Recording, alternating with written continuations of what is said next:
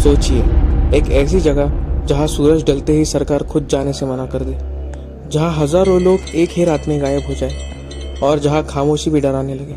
आज हम बात करने वाले हैं भारत की सबसे रहस्यमय जगह, राजस्थान का भानगढ़ किला। ये कहानी सिर्फ भूतों की नहीं है, ये कहानी है श्राप, अहंकार, तंत्र और अधूरे सवालों की।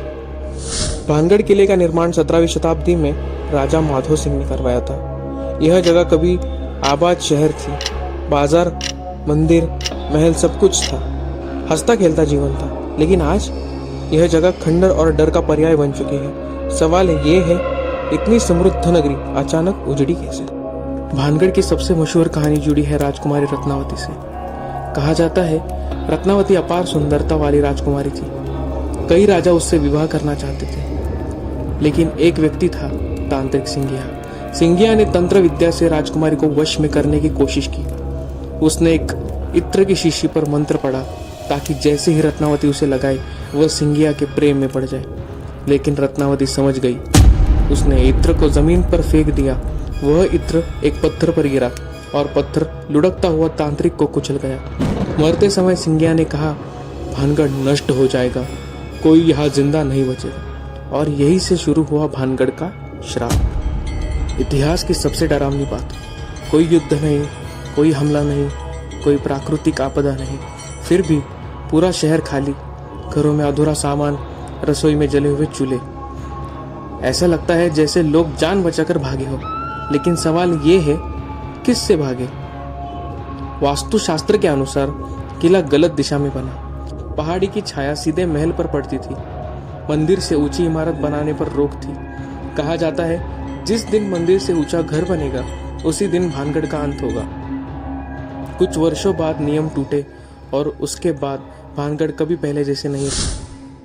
भारतीय पुरातत्व सर्वेक्षण ASI ने भानगढ़ के बाहर चेतावनी बोर्ड लगाया है, सूर्यास्त से सूर्योदय तक प्रवेश निषेध। भारत में हजारों किले हैं, लेकिन सिर्फ भानगढ़ पर यह नियम है।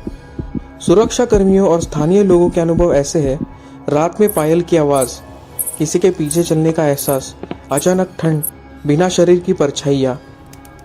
सरकार कारण नहीं बताती, लेकिन नियम आज भी लागू है। एक और अजीब बात, मंदिर आज भी खड़े हैं, लेकिन घर पूरी तरह नष्ट। कुछ लोग मानते हैं कि श्राप इंसानों पर था, देवताओं पर नहीं। शायद इसलिए मंदिर बचे रह गए और शहर मिट गया। स्थानीय मान्यताओं के अनुसार रत्नावती की आत्मा आज भी भानगढ़ में है। वह किसी को नुकसान नहीं पहुंचाती, वह सिर्फ मुक्त होना चाहती है। कई लोगों ने दावा किया है कि महल के आसपास एक स्त्री की परछाई दिखती है। कई पैरानॉर्मल टीमों ने EVP रिकॉर्ड किए, कैमरा लगाए, EMF डिटेक्टर इस्तेमाल किए। नतीजा, बैटरियों का अचानक खत्म होना, उपकरण खराब होना, कोई ठोस सबूत नहीं मिलना। स्पेशलिस्ट कहते हैं कुछ जगह सबूत नहीं छोड़ती। भानगढ़ हमें डराता नहीं, भानगढ़ हमें सोचने पर मजबूर करता है। क्या वाकई कोई श्राप था, या यह सिर्फ इतिहास का एक डरावना अध्याय? लेकिन एक बात तय है, जहाँ सरकार भी रात में जाने से मना करे, वहाँ कुछ तो ऐसा है जिससे आज तक कोई समझ नहीं